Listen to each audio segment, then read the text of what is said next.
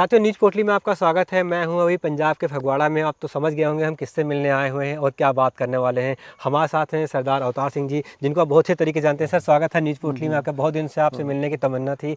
Sir का सिद्धांत आप लोग में से कुछ जानते होंगे, कुछ लोग पहली बार जानेंगे, कुछ लोग जिनके सवाल होंगे, हम उन सारे सवालों का जवाब देंगे जो आपने दिलजिंदर के वीडियो में पूछा था, या और कई अलग अलग तरीके से आपके मन में जो रहे हैं।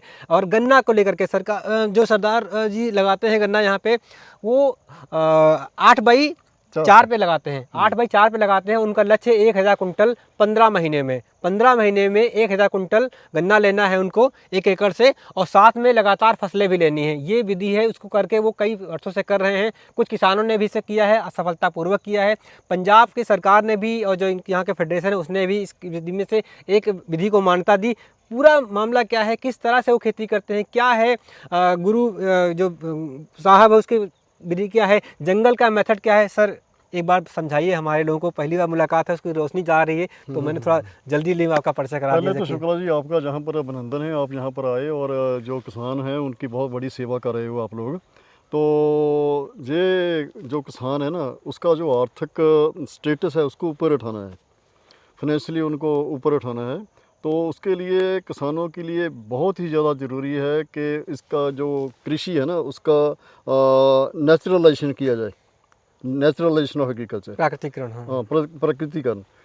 और इसमें जंगल का सिद्धांत उसको लागू किया जाए, तो फिर ये जो किसान है वो आर्थिक पक्ष से मजबूत हो जाएंगे, और जो हमारा नेचुरल रिसोर्स कंजर्वेशन है वो भी हो जाएगी, और बहुत सारे फायदे हो जाएंगे। तो मतलब आपने किन किन पे किया है? कि सबसे पहले गन्ना, क्योंकि हम गन्ने शुरुआत करते, गन्ना एक आपका मतलब कहते हैं ना रजिस्टर्ड मेथड हो गया है, जिसपे सिंगल बट जो है, वर्टिकल सिंगल बट जो है वो सर का एकदम रजिस्टर्ड हो गया है। मतलब बहुत सारी और फसलों पर काम करते हैं, लेकिन गन्ने के बारे में बात कर लेते हैं कि गन्ने को लेकर बहुत सारे लोगों के मन में सवाल थे। तो आपकी विधि क्या कहती है, कैसे उगाना है इसको? असल में ये है अरविंद जी, ये है naturalisation of sugarcane cultivation, गन्ने की खेती का कुदरतीकरण। ये गन्ने की जो खेती है ना, इसका कुदरतीकरण का भाव क्या है, इसका मीन क्या है, वो है कि जो गन्ना है ना वो नेचर ने सीधा खड़ा किया है, वर्टिकली ग्रो करता है। जो खीरा और घिया, खरबूजा, हदवाना जो है ना, वो सारे लिटे हुए हैं, कुदरत ने लिटा दिया उनको। तो यदि नेचर चाहती तो इसको भी लिटा सकती थी, पर इसको सीधा खड़ा किया है। और जो कृषि है ना वो नेचुरल फिनोमेना है। जितना हम कुदरत के साथ, नेचर के साथ, प्रकृति के साथ सहयोग करेंगे, उतनी हमारी जो कृषि है वो अच्छी होगी। तो हम क्या करते हैं, हम गन्ने को काटते हैं, काट के लटाना शुरू करते हैं। नेचर ने खड़ा किया है, हम क्या करते हैं, लिटा देते हैं at the first we are against the will of nature. पर क्या करना क्या है, हमने जो कृषि जो नेचर है ना उसके साथ सहयोग करना है, उसके साथ कोऑपरेट करना है। यदि कोऑपरेट करना है तो इसको सीधा खड़ा करना होगा। और जो नेचर है ना वो ट्रांसपेरेंट है, कुछ नहीं छिपाती आपसे। उसको समझने की ज़रूरत होती है, इंटरप्रेट करने की ज़रूरत होती है। और जो पत्ते हैं ना वो फूड फैक्ट्री आपकी प्लांट है ना, पत्तों में by photosynthesis solar energy convert होकर नीचे आती है और गन्ने में जमा होती है। वो दो तरह मूव करती है, ट्रांसलोकेशन एंड ग्रेविटेशनल फोर्स, गुरुत्वाकर्षण राही और ट्रांसलोकेशन। गन्ने की बनतर क्या है, नोड इंटर नोड, गांठ पोरी है ना। और जो एक गांठ है ना, नोड है, उस पर एक आँख लगी होती है, बड। जो बड है ना, जो ऊपर है पोरी है, जी जी जो नोड है उसमें खुराक जमा होती है।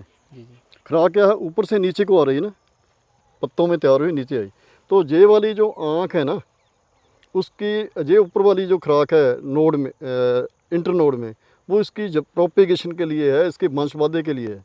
तो हमने क्या करना है, यहीं से काटना है, जहाँ से काटना, और इसको सीधा खड़ा लगाना।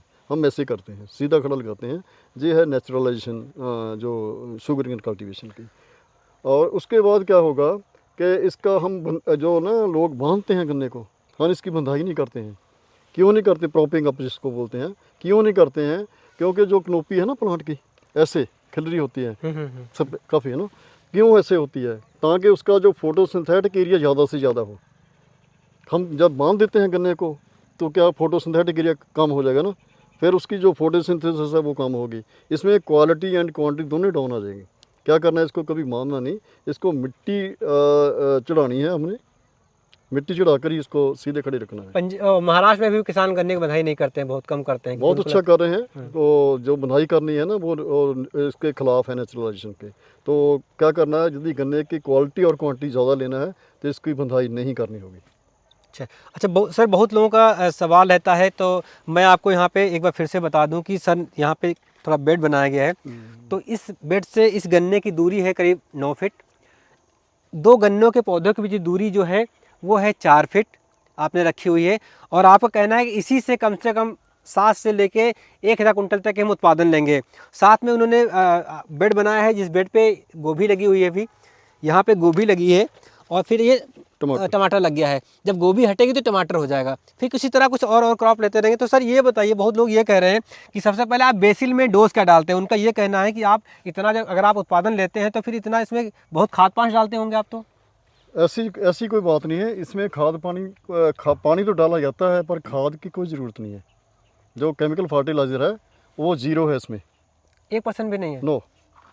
तो क्या करते हैं हम, जो लाइफ साइकिल है उसको समझने की ज़रूरत है। ये समझने की ज़रूरत है कि जो नेचर है ना, जो प्रकृति है, वो जीवन को कैसे बनाती है और कैसे चलाती है।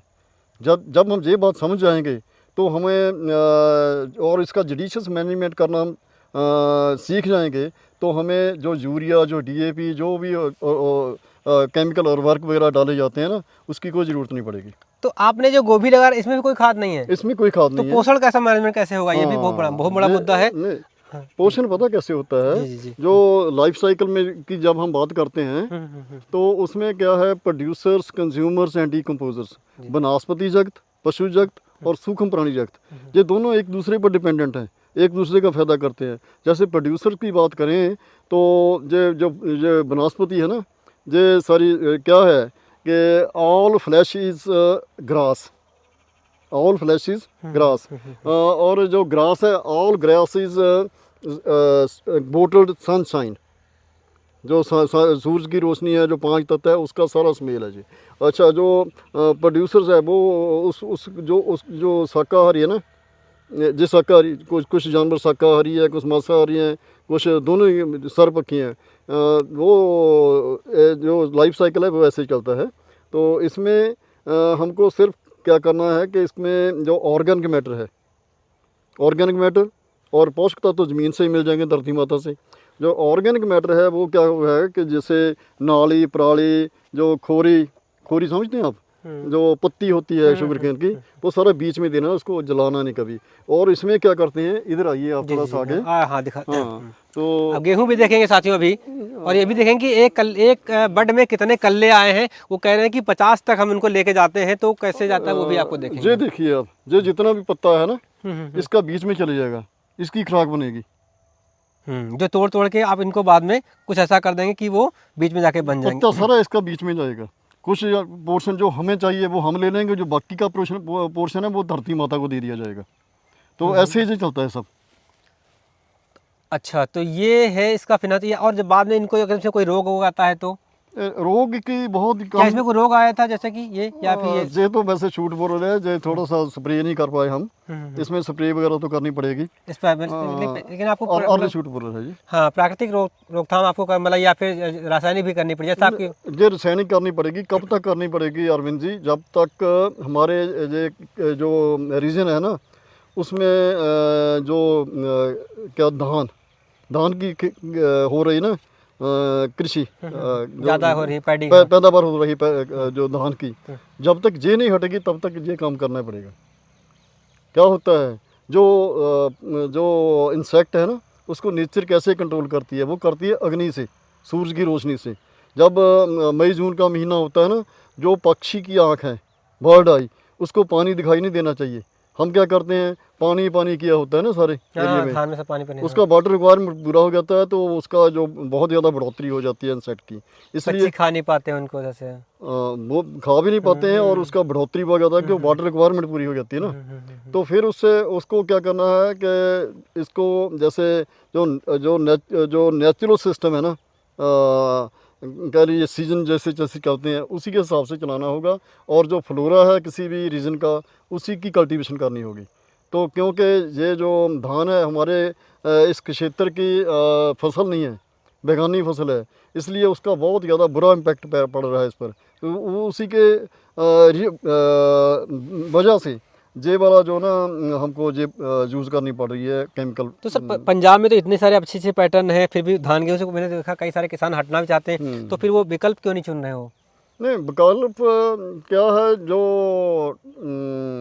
जो ना सरकारें हैं उनकी पॉलिसी भी हैं कुछ, एक वो उनको रोकती हैं वो। उसको खैर हम वो रोक लोग देती पॉलिसी हैं। बात नहीं करेंगे, बाकी आपको ले चलते हैं सर। आशीष सर आगे आ जाइए, हम आपको ले चलते हैं दूसरे खेत में जहाँ पे सर ने गन्ने के बीच में गेहूं लगाया हुआ है। गेहूँ तो उसमें है उधर, दूर है क्या वो? दूर है। अच्छा, तो कोई बात नहीं, हम दूसरी चीज़ दिखाते हैं। एक सरसों का विशेष वो दिखाते हैं, मुझे लगा वो गोभी है, लेकिन पता चला वो सरसों है। तो आप कौन कौन सी क्रॉप सर गन्ने में बेसिकली लेते हैं इनसे?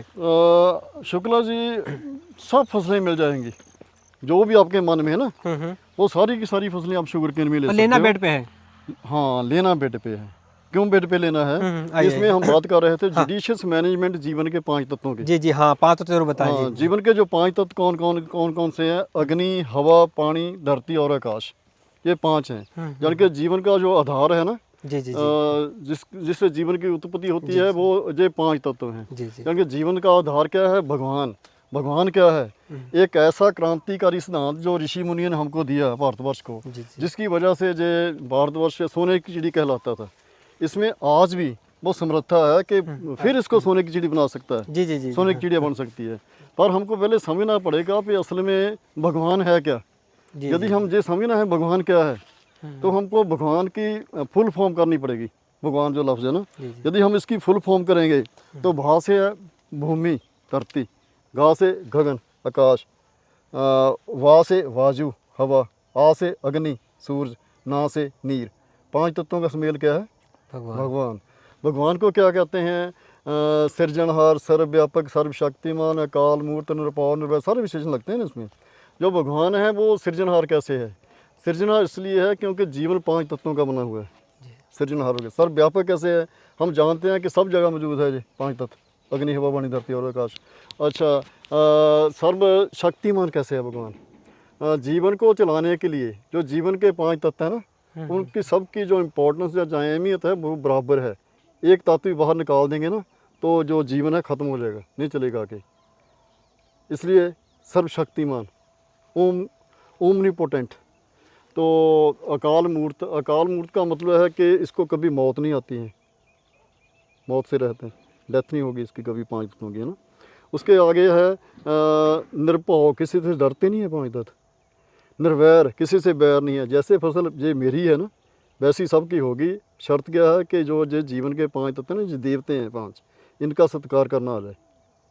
इसका कहने के बाद जुडिशियस मैनेजमेंट करना आ जाए। सत्कार का मतलब समझ रहे हो, 5 तत्व जिनकी बात कर रहे हैं उनको आप समझ जाएंगे, उनके हिसाब से अपनी खेती करेंगे तो फिर आपका होगा। तो अवतार सिंह जी यही बताने की कोशिश कर रहे हैं कि आपको खेती में करना क्या है, छोड़ना क्या है, भूलना क्या है। और आपको दूसरा दिखाते हैं फसल इधर। ये देखिए सरसों। हाँ, ये देखिए, ये मुझे लगा गोभी है। ये सरसों लगाते हैं हम 4 फीट पे।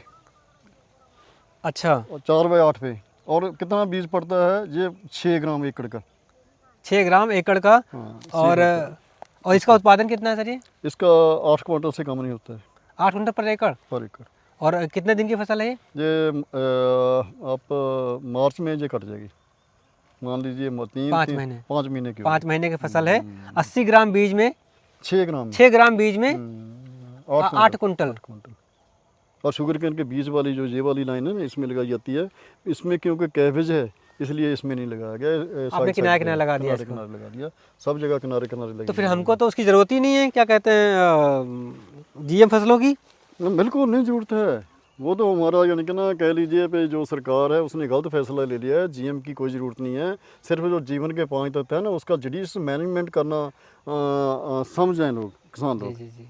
और इसके लिए अवेयरनेस लेकर आना बहुत ज़्यादा ज़रूरी है। और सरकारों का भी जहाँ पर एक फ़र्ज़ बनता है कि वो भी इस जो ये जीवन के 5 तत्वों वाली बात है ना, उसको समझाने की कोशिश करे किसानों को। सर, ये जैसे बहुत सारे लोगों को ये लगता है कि कोई पर्सन है, वो 2 एकड़ में, 3 एकड़ में, 1 बीघे में, 1 किले में काम करता है और उसी को सिद्धांत बना देता है ना। ये देखो, बहुत सारे हमारे खेती बहुत सारी पद्धतियाँ आती हैं। आज या फिर 2 दिन बाद पता चलता है कोई एक गाय पे कर रहा है, कोई कह रहा है कि सिर्फ खादी बीज न डालो, कोई कहता है कि ये कर लो। किसान बड़ा दिशा भ्रमित है वो। उसको लगता है कि यार मैं किसको मानूं, कि अंततः उसको अपनी उपज लेनी है, बिल्कुल क्योंकि उसकी रोजी रोटी चलनी है। बिल्कुल सही तो है। ऐसे में कैसे वो भरोसा करे टेस्ट पे, उसको क्या करना चाहिए कि किसी पद्धति को, किसी उस तरह के, वैसे किसान को समझाने की जरूरत नहीं होती, फिर भी कैसे उसको धीरे शुरुआत करे, कम जगह में करे, तुलना कैसे करे उनका? हाँ, पहली बात तो अरविंद जी ये है कि जो हमारा किसान है ना इंडिया का, जब सारे हमारे देश का, वो बहुत ही सियाना है, बहुत समझदार है। हाँ हाँ, पर क्या है जो कॉरपोरेट जगत है ना, उसने क्या कर दिया, इसको कुछ दूसरी तरफ पर ले गए। जो हमारा कृषि विकास का मॉडल है ना, वो बिल्कुल गलत है। जो पंजाब तो और भी मतलब, हाँ, वो भी इसके पीछे लगा और वो इसके पीछे पीछे जा रहा है। क्या होने जा रहा है अब, जो इसका जो वेक है ना पंजाब का, जो इस मॉडल से बहुत ही बलीक हो गया है, वो बहुत धुंधला है। यदि हम इस जो मॉडल है इसको नहीं चेंज किया, तो क्या होगा कि जो हमारा समाज है वो रोगी हो जाएगा, रोगग्रस्त हो जाएगा। आप देख रहे हो कि यहाँ से बड़े बड़े हॉस्पिटल बन रहे हैं, 5 स्टार हॉस्पिटल बन रहे हैं, पर फिर भी जो रोग है वो कंट्रोल में नहीं आ रहा है। जो जो रोग जो लाइलाज रोग जो पैदा हो रहे हैं, जैसे कैंसर हो गया, को और बहुत से रोग हैं। तो इनको यदि कंट्रोल में करना है तो हमको क्या करना पड़ेगा, जो हमारा भोजन है ना, जी। उसको जहर मुक्त करना होगा। इस वक्त क्या है, जो जितना भी हमको खाना मिल रहा है वो सारा जहर युक्त है। जो रासायनिक खेती है ना, वो क्या है, legalise scientific adulteration in food. जो हमारा भोजन है ना, उसमें मान्यता प्राप्त वैज्ञानिक मिलावटखोरी है वो। तो क्या करना है, जो नेचर है ना, नेचर ने अपने अटल निज़म से तैयार करना है वो भोजन। वो कैसे होगा? हाँ, जंगल में कोई कभी खाद डालने नहीं आता, जंगल में कोई हाँ, पेस्टिसाइड का छिड़काव नहीं करना, तो वहाँ पे कुछ चीज़ें अपने आप चलती रहती हैं, तो उन्हीं को आपको फॉलो करना है, जीन के सिद्धांत में लाना है। और सर जरा आप आइए, ऐसा भी नहीं गोभी कम निकलती थी, पूरा ट्रक लोड हो रहा है, ताकि ये ना समझिए कि हम यहाँ पे 2-4 बीघे में, 2-4 किले में कर रहे हैं। सर कितने एकड़ में है ये इसमें गोभी यहाँ पे? ये है 5 एकड़ में है ये वाली गोभी। और आपने वहाँ पे गेहूँ लगाया हुआ है? हाँ, उसमें फूल गोभी थी, उसमें है 3 एकड़ में। 3 एकड़ उधर पे है। अच्छा, ये सब आपका अपना है कि अलग अलग किसानों ने लगाया है यहाँ पे, या फिर अपने फार्म को से डेमो के लिए लगाते हैं? नहीं, ये हमारा अपना है। अच्छा। और बहुत सारे जो किसान है ना, किसान भाई ये वाला जो सिस्टम है, हाँ हाँ हाँ। इसको अडॉप्ट कर रहे हैं, इसको पकड़ रहे हैं और बड़े सक्सेस हो रहे हैं। तो आने वाले दिनों में बहुत जल्दी, यानी कि ये वाला जो सिस्टम है ना, वो काफ़ी बूस्ट अलग अलग मैं देखता हूँ कि कुछ कुछ चीज़ें लोग अपना रहे होते हैं ना, कुछ चीज़ें को वो पहले से ऑलरेडी कर रहे होते हैं, बस उनको समावेश नहीं करते हैं वो, है ना। ये चीज़ सब कहते हैं कि आप फसल के अवशेष मत जलाइए, सभी कहते हैं कि कहते हैं पानी को फ्लड इरिगेशन मत करिए, सभी कहते हैं कि सूरज की रोशनी पड़नी चाहिए। तो ये देखिए गोभी इन्हीं खेतों की निकली हुई सी गोभी है ये, और ये आज जा रहा है। सर कितना माल निकलता है अक्सर, मतलब इस पूरे सीजन में कि या? जैसे आप ये वाली गोभी देख रहे हो ना, इसमें 100 क्विंटल से कम नहीं आ जाएगी ये एकड़ में। एकड़ में 100 क्विंटल के करीब हो जाएगी। अच्छा, इसमें क्या होगा, जी जी जी। हाँ। तो एक तो इसमें कैबेज है। जो कैबेज है वो धान का सीजन खत्म हुआ ना, हाँ। वो धान से ज़्यादा निकल जाएगा, हमको रिटर्न ज़्यादा दे देगी धान से। अच्छा। ये वाली। उसके बाद इसमें टमाटो है, जो टमाटो है गेहूँ के बराबर या उससे भी ज़्यादा दे देगी। अब फसल का विकल्प भी है, आप थोड़ा चलिए, ये तो आपका हो गया, इधर दिखाते हैं फसल का विकल्प कह रहे हैं सर कैसे लिया। तो वो ये अच्छी तरह एक मिनट थोड़ा इधर घूम कर, तो वो ये कह रहे हैं, मैं आइए सर आइए, 100 कुंटल के आसपास उनका अनुमान है कि पर एकड़ जो है कम से कम यहाँ पे गोभी निकलने वाली है। इसके अलावा जब ये गोभी मतलब पत्ता गोभी जब निकल जाएगी यहाँ से, तब निकलेगा इसमें से टमाटर लगा हुआ है, वो उतने ही पैसे दे के जाएगा जितने पैसे आपको धान में मिलने वाले थे ना गेहूं में। जे धान का मुकाबला कर देगा। हाँ। और जो टमाटर है गेहूं का मुकाबला कर देगा। और गन्ना का मुफ्त हो जाएगा। यही तो है जो हमारा मिशन क्या है, तो जो गन्ना क्षेत्र के किसान है, गन्ना उनकी सिक्योरिटी बने, और जो बीच वाली फसलें हैं वो उसका सारा खर्चा उठाएं। जो छोटा किसान है ना, जिसको सरकारें और कॉर्पोरेट बाहर निकालना चाहता है कृषि से, वो उसका बहुत अच्छी तरह से गुजारा चल सकेगा यदि जो इस मॉडल पर आ जाएगा। तो अभी तो अच्छा रेट भी जा रहा होगा इसमें सर्दियों के। हाँ, इसका रेट इस वक्त कोई 20 रुपये पर केजी है इस वक्त। हाँ, तो अच्छा रेट माना जाएगा इसको हाँ, बहुत अच्छा रेट है। पहले 30 रुपये था, 20 रुपये है। तो इसका यदि रेट थोड़ा कम भी हो गया, मान लीजिए सारा एवरेज 10 रुपये भी आ गया, तो भी गेहूँ धान से तो अच्छा ही है ना। अच्छा, जो गोभी है क्या इनमें भी आपने कोई इसी तरह कोई पोषण नहीं दिया, अतिरिक्त पोषण नहीं दिया है, या सिर्फ गोबर खाद कंपोस्ट या फिर जो चल रहा है नेचुरल ही दिया, या इसमें भी कुछ अलग चीज़ें लगाई गई नहीं, हैं? असल में पता क्या है, जब ना जुडिशियस मैनेजमेंट की क्या है, हम जो आपने पहले क्वेश्चन पुट किया था जी जी। कि जो किसान लोग हैं वो क्या करें, ऐसा वो करें, पता क्या, आइए सर, आइए थोड़ा, हाँ वो हाँ, दिखाते देखते हैं। जो स्मॉल टमाटर है, स्केल, जी। वो पहले, हाँ, सॉरी। वो पहले स्मॉल स्केल पे हाँ सर, हाँ। छोटे एरिया में पहले काम करें, अच्छा, उससे उनको एक्सपीरियंस हो जाएगा, सेल्फ एक्सपीरियंस। उसके बाद लार्ज स्केल पर जा सकते हैं वो लोग। पहले एक उसमें दो करना एक, क्या हाँ, है, हाँ, जो पानी है, पानी को पानी के स्वभाव के मुताबिक नीचे रखना है उसको। जब हम डेवलपमेंट ऑफ, पता क्या है, हमने ना जो सरकारें हैं, जो बुद्धिजीवी वर्ग है समाज का, वो क्या कहता है, पानी बचाओ देश बचाओ, पानी बचाओ जीवन बचाओ। तो तीसरी संसार जंग लगेगी वो पानी की कमी के खातिर लगेगी, पानी की वजह से तीसरी लगेगी। थर्ड वर्ल्ड वार जो होने हाँ, की हाँ, और आशंकाएं लोगों के मन में है, वो कह रहे हैं कि पानी चलते होंगी वो। पानी की वजह से लगेगी। जो हमारा ग्रुप है जो अब कृषि की बात करता है, वो पता क्या कहता है, वो कहता है पानी से बचो। वो कहता पानी है बचो नहीं, पानी बचाओ बचाओ नहीं, पानी नहीं, से बचो। पानी से बचो। और जो इससे आगे वाली बात है बहुत इंपॉर्टेंट है, रासायनिक खादों से आप पे ही बच जाओगे, कोई लोड़ नहीं पड़ेगी ये केमिकल फर्टिलाइजर की।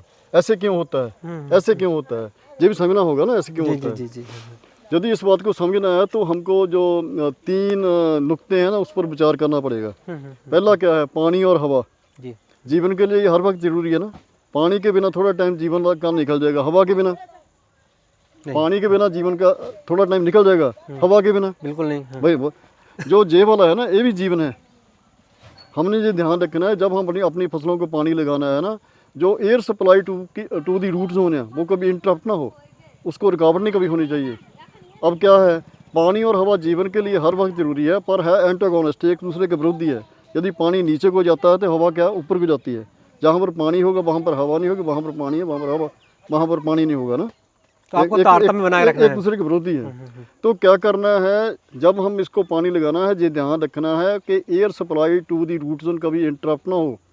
हम क्या करते हैं, जब फ्लड इरीगेशन करते हैं, क्यारे में पानी भरते हैं ना, तो जब जहाँ पर पानी चल गया हवा बाहर आ जाएगी, हवा बाहर आ गई तो air supply to the root zone interrupt हो जाएगी, वो हवा बाहर निकल गई, इसका सांस रुकेगा। जब सांस रुकेगा तो वो उसकी फिजियोलॉजिकल प्रोसेस रुकेगी। जब फिजियोलॉजिकल प्रोसेस रुकेगी तो वो बीमार पड़ेगा, पौधा बीमार पड़ेगा तो पीला पड़ जाएगा। गेहूं को पहला भारा पानी लगा दिया जाएगा तो क्या होता है, पीली पड़ जाती है ना वो। फिर यूरिया डालते हैं। फिर क्या साइंटिस्टों ने हमको जो तरीके दे दिए हैं, वो हम यूरिया उठाते हैं, वो उगाना शुरू कर देते हैं। उसमें उससे क्या होता है, हमको विजिबल रिजल्ट मिलते हैं, फसल काली हो जाती है ना, फिर हम साइंस के दीवाने हो जाते हैं, जब साइंस ने तो कमाल कर दिया। पर यहाँ पर क्या हुआ, जो हमारा समाज है ना, उसके साथ बहुत बड़ा जो जीवन है, उसके साथ बहुत बड़ा धोखा हो गया। धोखा क्या हुआ, जो नेचर है ना, वो जो जीवन के लिए खाना, जीवन जब होंद में आता है ना 5 तत्वों के सुमेल से, तो उसके बाद उसको जीवन अपना काल पूरा करने के लिए उसको आहार चाहिए, खाना जो है वो क्या, वो भी कुदरत के 48 के मुताबिक तैयार होता है। तो यदि हमने जो केमिकल फर्टिलाइज़र यूज़ किया तो उसमें क्या होगा, जो नेचर का प्रोसेस है उसमें हमने दखल दे दिया। जब दखल दे दिया उसमें, तो वो न्यूट्रिएंट्स नहीं तैयार होंगे जो हमारी बॉडी को चाहिए, उसमें हिडन हंगर आ जाएगी, जो कुदरत ने तैयार करने वो नहीं आएंगे, हमने दखल दे दिया ना, तो उसमें हिडन हंगर आ जाएगी। जब हम वो खाएंगे, जैसे गेहूँ है, गेहूँ दिखाई तो देता है, पर उसमें वो तत्व नहीं है जो हमारे के शरीर को चाहिए। जब हम खाएंगे तो इसमें शरीर में तत्वों की कमी आ जाएगी ना, तभी तो फोर्टिफाइड आ रही है चावल, fortified zinc, fortified iron, fortified, yes बिल्कुल। तो उसमें कमी आ जाएगी तत्वों की, है ना। फिर हमारी जब कमी आएगी तो हम बीमार पड़ जाएंगे, बीमार पड़ेंगे तो हॉस्पिटल जाना पड़ेगा ना। तो क्या करना है, इसका जो रूट काज है ना, जो बीमारी है, उसका रूट काज है हमारा जो भोजन है वो जहर युक्त हो गया। इसको जहर मुक्त करना है। जहर मुक्त कहते हैं कैसे होगा, यदि नेचर के असूलों के मुताबिक किया जाएगा इसको। तो क्या करना है, पानी को पानी के स्वभाव मुताबिक नीचे। अच्छा, उसके बाद क्या है, डेवलपमेंट ऑफ फूड सिविलाइजेशंस। जो बड़े बड़े शहर है वह कहाँ पर डेवलप हुए, नदी दरिया के किनारों पे ना, जहाँ पर पानी था। पर उसका रेजिडेंस कहाँ है, ऊंची जगह। कभी कोई आपने शहर नीचे देखा है, कोई नीची जगह पर नहीं है, समुद्र में शहर नहीं है, तो ऊपर है ना। ये भी जो है ना, ये भी जीवन है। इसका जो रेजिडेंस वो ऊंची जगह चाहिए। हमारी कोई फसल देखो आप, सब ऊंची जगह है, नीचे नहीं है कोई भी। यानी कि जीवन उत्थे विकसित हुआ, वहाँ पर विकसित हुआ, वहाँ पर डेवलप हुआ जहाँ पर पानी का सोर्स था, पर उसका रेजिडेंस ऊंचे पर है। ये जहाँ पर भी ऐसे करना है। उसके बाद हम आएंगे जो हमारा गांव, हमारा शहर, जहाँ हमारा मोहल्ला, उसकी जो गली नाली है ना, वो हमको बहुत बड़ी सीख देती है। उससे क्या हम सीखते हैं? ड्रेनेज सिस्टम की बात कर रहे हैं आप, नो जो नाली घर से निकलती ना उनकी? नहीं, नाली, एक गली में एक नाली के साथ एक दीवार, ऊपर को सीलन चढ़ती है ना, हाँ हाँ हाँ मॉइस्चर ऊपर उसके ऊपर चीटा सा मटेरियल जमा हो जाता है, जिसको कोई लूनी कहता है, कोई कलर कहता है, कोई सूरा कहता है। वो असल में क्या है? वो है सॉल्युबल मैटर, घुलनशील पदार्थ हैं। वो पानी में घुल जाते हैं, एक घोल तैयार हो जाता है, सल्यूट सॉल्वेंट दोनों मिलकर क्या हो जाता है? सोल्यूशन। तो वो नीचे है, ऊपर को जाता है। इसको कहते हैं कैपिलरी एक्शन। जहाँ पर पानी उड़ गया वहाँ पर बुराई कहते हैं। हम क्या करते हैं? पानी को पानी के स्वभाव मुताबिक नीचे रखते हैं। पानी क्या काम करता है? एक ट्रांसपोर्टर का, जैसे आप मोटरसाइकिल से जहाँ पर आए हैं, हम जैसे गाड़ी से कोई यहाँ पर आए, तो हम क्या करते हैं? पानी को पानी के स्वभाव के मुताबिक नीचे रखते हैं। तो वो क्या करता है? पानी जो ना इसमें जो डीकम्पोजर्स होते हैं, फसलों के रसोइये, 3 फॉर्म्स ऑफ लाइफ है ना, प्रोड्यूसर्स, कंज्यूमर्स एंड डीकम्पोजर्स। जो पत्ता वगैरह जो हमने दे दिया बीच में, आप दिखा सकते हो जी जी। जो पत्ता, नहीं ये वाले, ये नहीं हम कई ये पत्ते आते रहते हैं। देखिए ये यहाँ पे डाल दिए गए हैं। अब ये इनको ऐसे डाल रखा है ना, ये इसी में सड़ जाएंगे, इसी में गल जाएंगे। तो एक ये भी पोषण बना आपका। जो डीकम्पोज है, इसको डीकम्पोज करेंगे, वो पानी में घुल जाएगा। और पानी जैसे दीवार पर सीलन चढ़ती है ना, ऐसे पानी हमारी फसलों को अपने आप खाद डालेगा। हमको बाहर से कोई डालने की ज़रूरत नहीं है। तो आप जहाँ पर देख भी सकते हो, उधर है। चलिए हाँ देखते हैं। वहाँ पर क्या है कि जहाँ पर जो ऊंची जगह है, वहाँ पर फसल काली भी है और अच्छी भी है, और जो नीचे है वो पीली है। जहाँ पानी लग गया वहाँ पे पानी नीचे है। ये तो हमने सबने देखा है कि पानी भर जाता है, पानी लग गया, जलभराव हो जाता है, तो फसलें पीली हो जाती हैं। हाँ। फिर आप उनको अलग अलग चीज़ें, तो इसको क्या करना है आपने? जी, पानी को पानी के स्वभाव के मुताबिक नीचे ये रखना है। थोड़ा सा यहाँ पे सर देखिए दिखाई पड़ रहा है, ये नमी का वो दिखाई पड़ रहा है ना, इसी को बात कर रहे थे। और थोड़ा सा जहाँ पर थोड़ा सा चलिए नीचे जगह पर है ना, वही गड़बड़ हो जाता है। ऊपर पौधे देख रहे हैं ना, कुछ पौधे लगे हैं, तो बस हम लोगों का उनको बचा के रखना है। जैसे ये वाली कैबेज की वैरायटी है, ये 100 क्विंटल से ऊपर जाएगी। अच्छा, वो 100 से, वो भी 100, ये तो हो सकता है 200 क्विंटल तक चल जाए।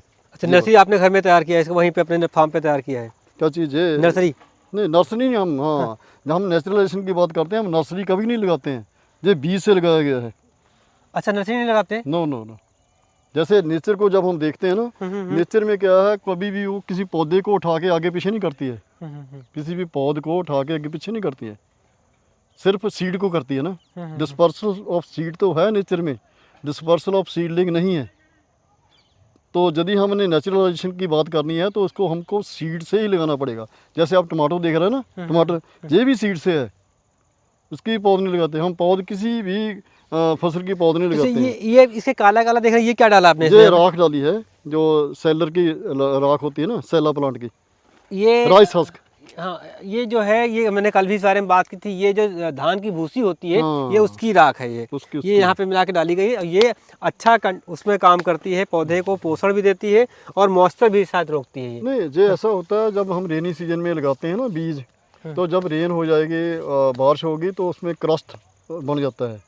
तो क्रस्ट यदि ये वाली डाल देंगे तो क्रस्ट नहीं बनेगा, तो जर्मिनेशन आसानी से। जर्मिनेशन अच्छा, यानी कि अच्छा, तो बीज बुआई के बाद आपने साथ ही डाल दिया कि बाद में पौधा निकला है? उसी वक्त डाल दिया। बीज इसी के ऊपर लगाया या अलग से लगाया? नहीं, बीज इसके बीच में लगा के ना, हाँ, फिर डाल दिया, ऊपर डाल दिया उसके। अच्छा, ये कितना मजबूत पौधा निकल के आया। देखिए इसका पोषण देखिए, इसका बना इतना पौधा नर्सरी का होता तो लुंज पुंज होता है, इसकी हालत खस्ता होती है। नर्सरी कभी भी इसका मुकाबला नहीं कर पाएगी।